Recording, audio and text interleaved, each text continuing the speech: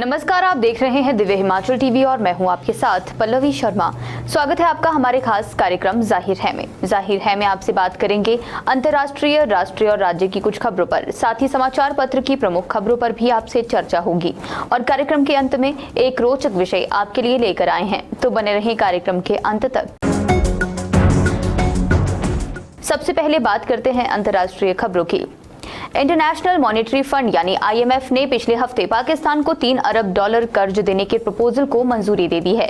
ये मंजूरी 30 जून को दी गई और इसी दिन IMF का प्रोग्राम भी खत्म हो रहा था। इसका मतलब ये कि अगर IMF चंद घंटे और लोन मंजूर नहीं करता तो पाकिस्तान चंद दिन बाद दिवालिया हो जाता।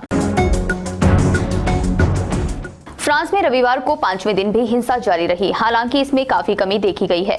अब तक 1700 से ज्यादा दंगे के आरोपियों को गिरफ्तार किया गया है। बहरहाल इजराइल की पुलिस और खुफिया एजेंसियां फ्रांस के दंगों पर पैनी नजर रख रही हैं।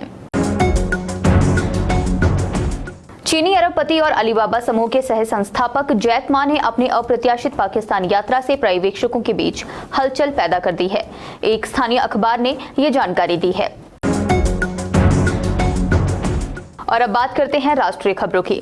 लोक कल्याण मार्ग पर बने प्रधानमंत्री मोदी के घर के ऊपर सुबह 5:30 बजे ड्रोन उड़ाने की जानकारी मिली। इसके बाद SPG ने दिल्ली पुलिस को खबर की। दिल्ली पुलिस ने नो फ्लाइंग जोन में ड्रोन उड़ाने वाले की खोज करने के लिए जांच शुरू कर दी है।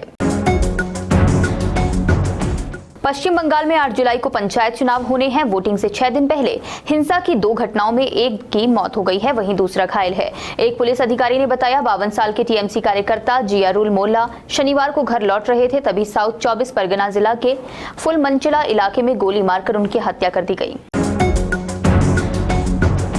सुप्रीम कोर्ट 42 दिनों के ग्रीष्म अवकाश के बाद सोमवार को फिर से पूर्ण रूप से कामकाज शुरू कर देगा। इसी के साथ वे मणिपुर हिंसा, मारे गए गैंगस्टर अतीक अहमद और अशरफ की बहन की याचिकाओं पर जल्द सुनवाई करेगा। और अब बात करते हैं प्रदेश की प्रमुख खबरों की। टमाटर के बाद अब सेब पर महंगाई आने के आसार हैं। सेब को बगीचे में ही 3 गुना दाम मिलने शुरू हो गए हैं। आजादपुर मंडी दिल्ली के आड़ती मंडी जिला में पेड़ पर ही 1500 रुपए पेटी सेब खरीद रहे हैं। पिछली बार से 3 गुना अधिक सेब दाम देने का ऑफर आड़ती दे रहे हैं। हिमाचल प्रदेश में अब सस्ते दामों पर लोग हिमाचल पथ परिवहन निगम की वातानुकूलित यानी AC बसों में सफर कर सकेंगे। निगम ने AC बसों का किराया 20% घटा दिया है। इससे लोग कम किराए में AC बसों में सफर कर सकेंगे। हालांकि कम किया हुआ किराया वोल्वो बसों में लागू नहीं होगा। हिमाचल प्रदेश के राशन कार्ड उपभोक्ताओं को अब डिपुओं में बाजार मूल्य से कम दरों पर हेयर ऑयल और देशी घी उपलब्ध होगा। डिपुओं में सस्ते सामान की आपूर्ति के लिए खाद्य आपूर्ति निगम ने 3 कंपनियां चुनी हैं। निगम इन कंपनियों के साथ MOU साइन करेगा। ये कंपनियां इलेक्ट्रॉनिक उत्पाद की आपूर्ति भी करेंगी। बाजार मूल्य से यह सामान 10% तक सस्ता होगा। और अब बात करते हैं समाचार पत्र की प्रमुख खबरों की।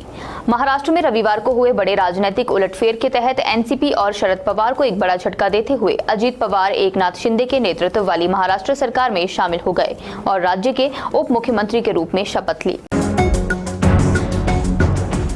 लाहौल के जालमा नाले में रविवार दोपहर को अचानक आई बाढ़ ने कई जिंदगियां संकट में डाल दी। पंजाब के मुख्यमंत्री भगवंत मान ने उत्तर प्रदेश के गैंगस्टर मुखातिर अंसारी से जुड़े लाखों रुपए के कानूनी खर्च देने से इनकार करने के बाद अब उसे पूर्व मुख्यमंत्री कैप्टन अमरिंदर व पूर्व रेल मंत्री सुखजिंदर सिंह रंधावा से वसूलने की घोषणा की है। और अब बात करते हैं संपादकीय पृष्ठ की। मंदिर की परंपराएं अपने शुद्धिकरण या माहौल की शुचिता में प्रयास करें तो इससे सामाजिक ताने बाने का अनुशासन और धार्मिक मर्यादाएं सुनिश्चित होंगी। इस लेख को आप मंदिरों में आदर्श आचार संहिता शीर्षक के साथ संपादकीय पृष्ठ पर पढ़ सकते हैं। इसके अलावा डॉक्टर जयंतीलाल भंडारी द्वारा लिखा गया लेख, फार्मा सेक्टर में नवाचार गुणवत्ता जरूरी, प्रताप सिंह पटियाल द्वारा लिखा गया लेख, मौजूदा व्यवस्था में वैदिक शिक्षा का समावेश हो और छिलकों की छाबड़ी में आम को चाट कर खाएं, निर्मल असो का लेख आप पढ़ सकते हैं। और कार्यक्रम के अंत में बात करते हैं रोचक विषय की।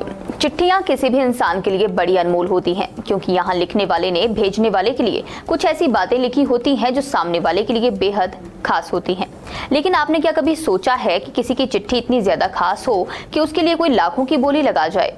सुनने में आपको ये भले ही अजीब लग रहा हो, लेकिन ये बात बिल्कुल सच है।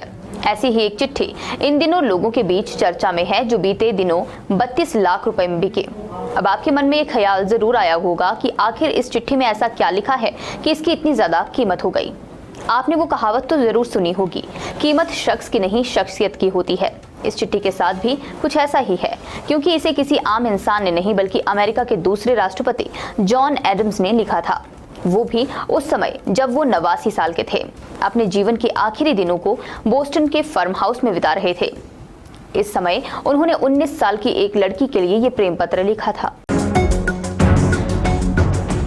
जाहिर है कार्यक्रम में आज के लिए बस इतना ही। बने रहें दिव्य हिमाचल टीवी के साथ।